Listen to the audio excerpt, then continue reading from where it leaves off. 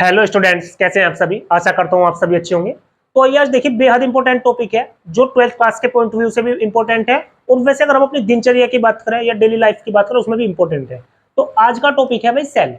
देखो सेल होगा क्या। मैं कहूंगा कि एक घड़ी के सेल से लेकर के जो आपके इन्वर्टर में बैटरी लगे हुए उस तक, मोबाइल फोन तक या वाहनों में जो बैटरी यानी कि किसी भी प्रकार के बैटरी का यूज कर रहे हैं, तो वो इस सेल की वजह से ही पॉसिबल हो पाया। यानी कि वो सेल का जो ये प्रारूप है वो इसी में संशोधन होकर के आगे हम बात करें मोबाइल की बैटरी की, वो भी वहीं पे इस तरह से इनके यहाँ से शुरुआत हुई और आज फाइनल अंजाम तक हम मोबाइल की बैटरी या लैपटॉप वगैरह जितने भी संसाधन हमारे यूज हो रहे हैं इलेक्ट्रॉनिक, उनमें बेहद इंपॉर्टेंट योगदान है सेल का।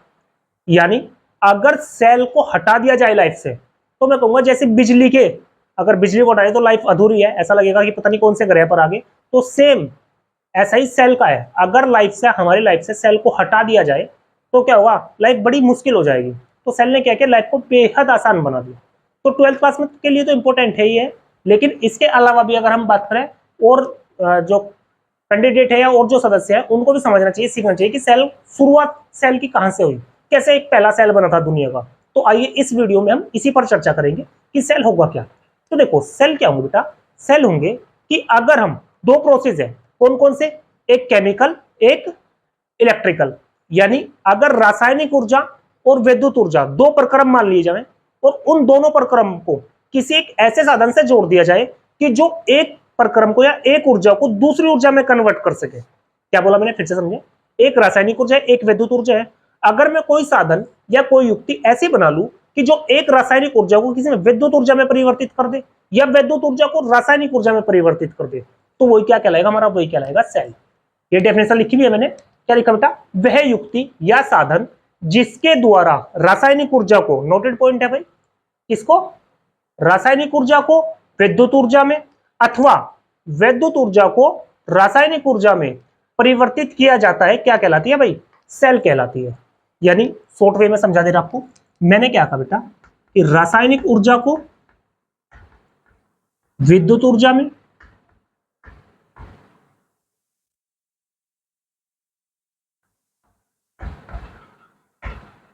विद्युत ऊर्जा में या फिर दूसरा विद्युत ऊर्जा को रासायनिक ऊर्जा में, जो ये परिवर्तन कर देगा वही युक्ति या साधन क्या कहलाएगा, हमारा सेल कहलाएगा। अब सेल क्या होंगे, सेल मुख्यतः दो प्रकार के होंगे।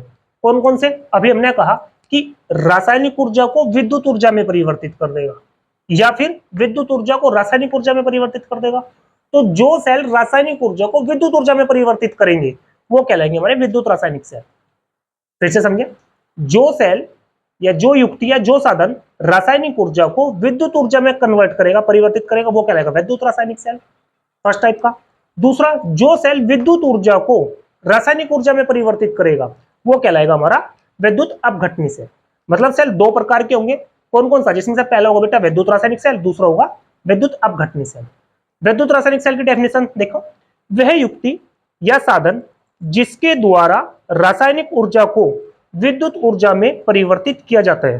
ध्यान दे भाई, किसकी, कौन सी ऊर्जा को, रासायनिक ऊर्जा को किसमें कन्वर्ट करेंगे, किसमें परिवर्तित करेंगे, विद्युत ऊर्जा में। तो जो सेल रासायनिक ऊर्जा को विद्युत ऊर्जा में परिवर्तित करेंगे वो क्या कहलाएंगे हमारे भाई, विद्युत रासायनिक सेल। जैसे एग्जांपल की बात करें आपके galvanic cell, voltage cell, Daniell cell, ये सभी के सभी कैसे भाई हमारे विद्युत रासायनिक सेल है। और आपको बता दो दुनिया का जो सबसे पहला सेल बना था भाई वो विद्युत रासायनिक सेल ही था, जिसको किसने बनाया था, गैल्विन ने बनाया था 1780 में। तो देखो गैल्वनी, चलो मैं लिख दे रहा यहाँ पे, इसको बनाने वाले पहले जो हमारे वैज्ञानिक थे भाई इटली के थे बेटा, ये गैल्वनी। हालांकि बायोलॉजी में ज्यादा काम किया इन्होंने, कब दिया भाई, ये दिया था इन्होंने 1780 में। केवल इन्होंने इसको बनाया था, ये नहीं बता पाए थे कि इसको हम यूज कैसे कर सकेंगे। अब वहीं पे दूसरे साइंटिस्ट थे, ये भी इटली के ही थे, वोल्टा। इन्होंने लगभग 20 साल बाद यानी कि 1800 में इस सेल का जो गैल्वेनी ने बनाया था यानी विद्युत रासायनिक सेल को, इसको यूज करना बता दिया था कि भाई इसको हम कैसे यूज कर सकेंगे। यानी यहाँ पे अगर कोई पूछ ले हमसे कि दुनिया का पहला सेल किसने बनाया, तो गैल्वेनी ने बनाया था भाई। और कौन सा सेल बनाया था, विद्युत रासायनिक सेल बनाया था। उस सेल से विद्युत धारा का निर्माण या विद्युत धारा का आविष्कार किसने किया था, वोल्टा ने किया था। तो दोनों का जो योगदान था भाई अहम था।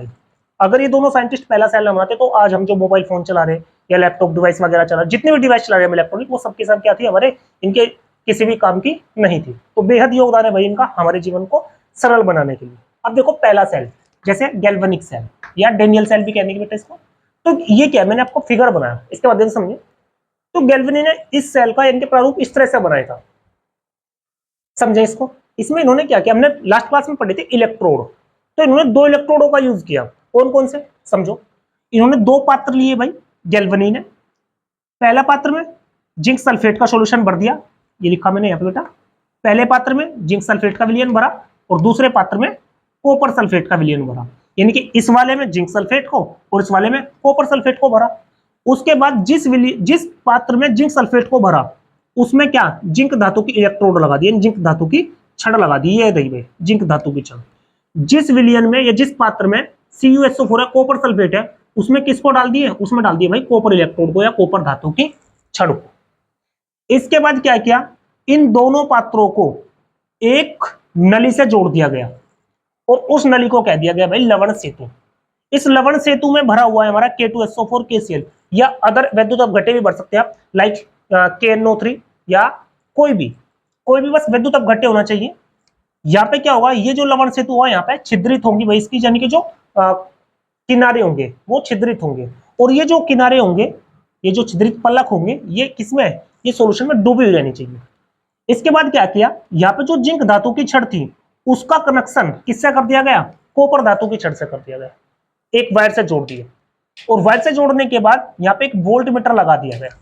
अब जैसे ही वोल्ट मीटर लगाया तो यहाँ पे एक चेंज हुआ, जिसको गैल्वेनी इतने अच्छे तरीके से नहीं समझ पाए थे जितना अच्छे के वोल्ट ने समझा। और यही कारण है कि वोल्ट ने क्या किया, इस सेल का और संशोधन रूप इनके दुनिया के सामने रख दिया ला करके।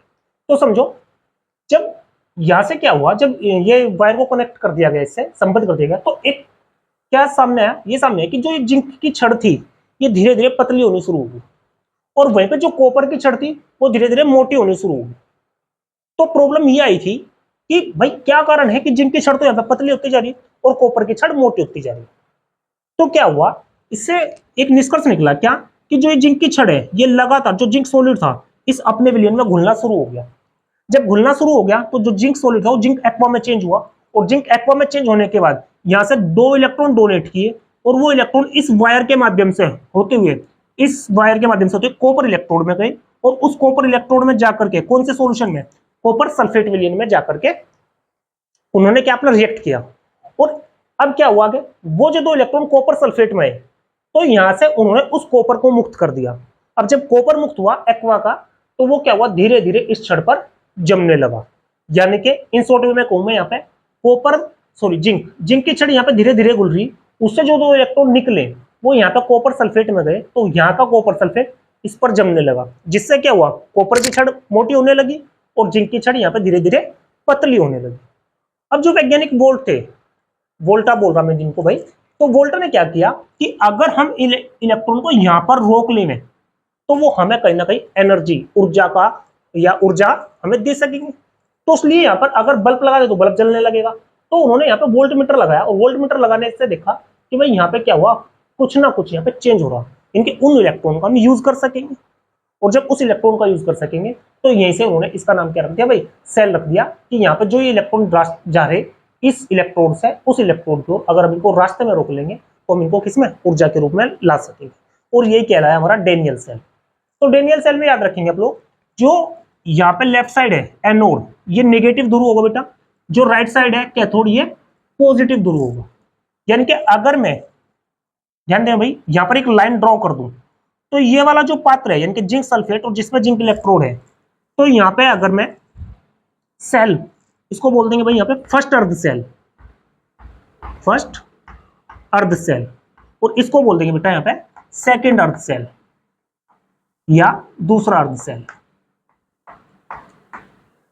अब क्या हुआ, सेल की अभिक्रिया लिखी जाएंगी।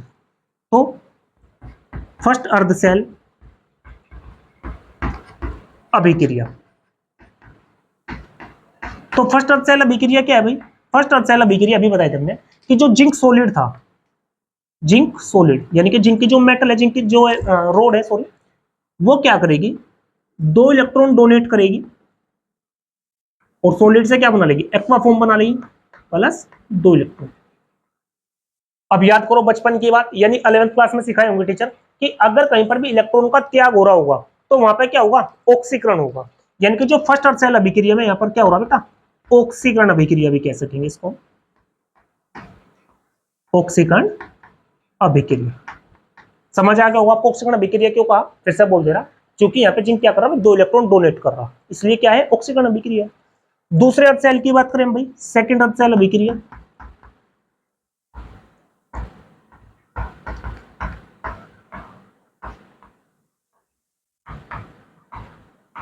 तो सेकंड अर्थ सेल अभिक्रिया में क्या कहा था हमने, हमने कहा था कि वो इलेक्ट्रॉन यहां से गुजरता हुआ किसमें, इस सॉल्यूशन में पहुंचेगा, और जब सॉल्यूशन में पहुंचेंगे तो सॉल्यूशन में जो कॉपर सल्फेट है, वहां का जो कॉपर आयन है Cu प्लस प्लस किस पोजीशन में था, एक्वा पोजीशन में था।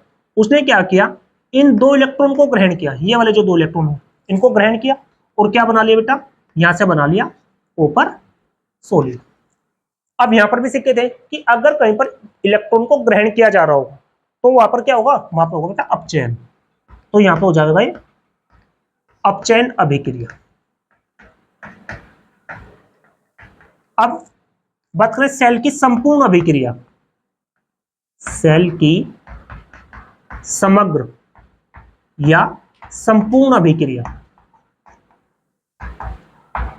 तो क्या होगी भाई, हमें पता है कि लेफ्ट का लेफ्ट में जुड़ जाएगा भाई, राइट का राइट में जुड़ जाएगा, तो जोड़ दो बेटा। तो zinc solid plus copper aqua Cu plus plus, चूंकि 2 इलेक्ट्रॉन यहाँ पे लेफ्ट में है, यहाँ पे राइट में, कैंसिल हो जाएंगे, तो यहां से बच जा, ये चेंज हो जाएगा भाई हमारे पास जिंक एक्वा और प्लस कॉपर सॉलिड। ये है सेल की संपूर्ण अभिक्रिया, है सेल की समग्र अभिक्रिया। तो ये देखें क्वेश्चन कर ले कभी कभी कि डेनियल सेल या वोल्टीय सेल या गैल्वेनिक सेल की ऑक्सीकरण अभिक्रिया, तो याद रखेंगे जिंक पर होने वाली अभिक्रिया यानी एनोड पर होने वाली अभिक्रिया, अपचयन अभिक्रिया यानी कॉपर इलेक्ट्रोड या कैथोड पर होने वाली अभिक्रिया, और समग्र अभिक्रिया में क्या करेंगे भाई, दोनों को ऐड करके हम लिख सकेंगे। तो आइए अब देखते हैं हम सेल का प्रदर्शन। तो आइए देखते हैं बेटा सेल का निरूपण या सेल का प्रदर्शन कैसे करते हैं। 12th क्लास के बोर्ड एग्जाम में पूछता है, चाहे सीबीएसई बोर्ड हो चाहे हमारा यूपी बोर्ड हो। तो सेल का निरूपण देखो, सेल का निरूपण हम 2 तरीके से कर सकेंगे। तो पहला तरीका दिखा दे रहा मैं। तो पहला तरीका में क्या है, जो ऑक्सीकरण या जिंक इलेक्ट्रोड पर या जो एनोड पर प्रोसेस होगा पहले उसको लिखेंगे। तो क्या प्रोसेस होगा, प्रोसेस हुआ था भाई, जो जिंक सॉलिड था वो चेंज हो रहा था किसमें बेटा, जिंक सल्फेट, यानी कि जिंक सल्फेट में घुस जा रहा था ZnSO4 यानी एक्वा फॉर्म में। इसके बाद यहाँ पे आप डबल लाइन डालोगे पैरेलल, डबल लाइन किस लिए डाली, क्योंकि यहाँ पे जो ये लवण सेतु है, जो एक खोखला पाइप डाल रखा हमने लवण सेतु, इसके लिए पैरेलल लाइन डालेंगे। इसके बाद क्या था, जो कॉपर सल्फेट CuSO4, इनके यहाँ पर एक्वा फॉर्म में कॉपर था, वो किस फॉर्म में चेंज हो जा रहा, वो फॉर्म में चेंज हो रहा है कॉपर फॉर्म में। तो एक तरीका तो ये है इसको निरूपण करने का। दूसरा तरीका क्या है बेटा, अथवा जो जिंक सॉलिड है यानी कि ऑक्सीकरण क्रिया पहले वहां पे जो जिंक सॉलिड है चेंज टू किस में भाई, जिंक एक्वा फॉर्म में, और यहाँ पे प्लस प्लस। इसके बाद पैरेलल लाइन वही डबल किसके लिए, लवण सेतु। देखो इसका मतलब यहाँ पे फर्स्ट अर्थ सेल और लवण सेतु से कनेक्ट किया, उसके बाद सेकंड अर्थ सेल जो कॉपर एक्वा पोजीशन पर था वो किस में चेंज हो जा रहा, वो चेंज हो जा रहा भाई सॉलिड में, कॉपर सॉलिड में। तो इस तरह से हम क्या कर सकेंगे, किसी भी सेल का निरूपण या प्रदर्शन कर सकेंगे। अब क्या यहाँ पे जो ये लवण सेतु है इसका काम क्या है भाई, इसको समझेंगे। लवण सेतु, तो बेसिकली इसके 2 काम है, कौन कौन से, लवण सेतु के कार्य।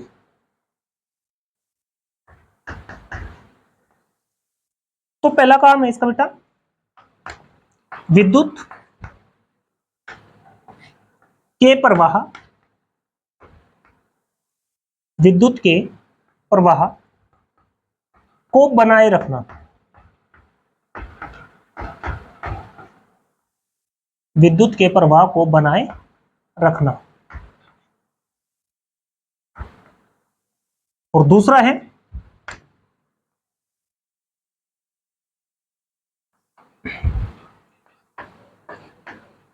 उदासीनता बनाए रखना, उदासीनता बनाए रखना।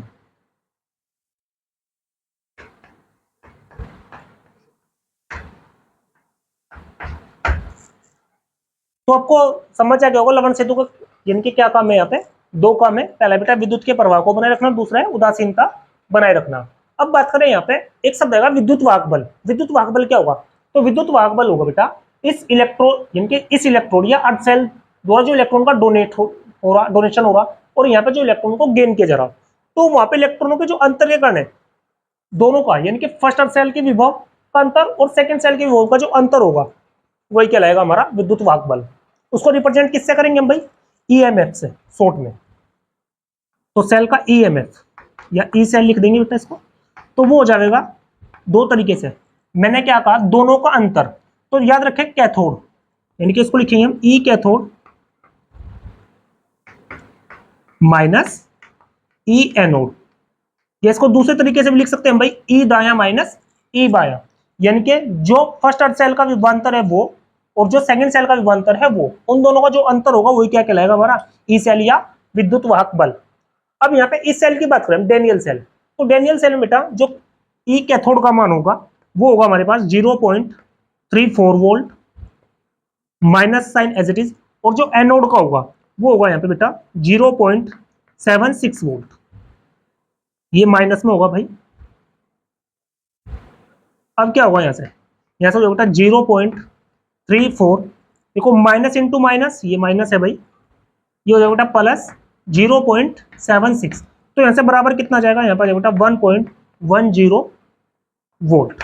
तो याद रखेंगे आप लोग जो डेनियल सेल का विद्युत वाहक बल होगा वो कितना होगा भाई 1.10 वोल्ट होगा। तो आई होप आपको समझ आ गया होगा, यानी कि आज हमने सेल की डेफिनेशन समझी, सेल के प्रकार समझे, और सेल के प्रकार में से एक जो पहला सेल है कौन सा, विद्युत रासायनिक सेल, उसको समझने की कोशिश की, और उसमें विस्तार से किसको समझे, हम विस्तार से समझे बेटा गैल्वेनिक सेल या डेनियल सेल को। आई होप आपको समझ आ गया होगा। तो मिलते हैं नेक्स्ट वीडियो में जल्द ही इसी टॉपिक के दूसरे रूप के साथ। धन्यवाद, नमस्कार।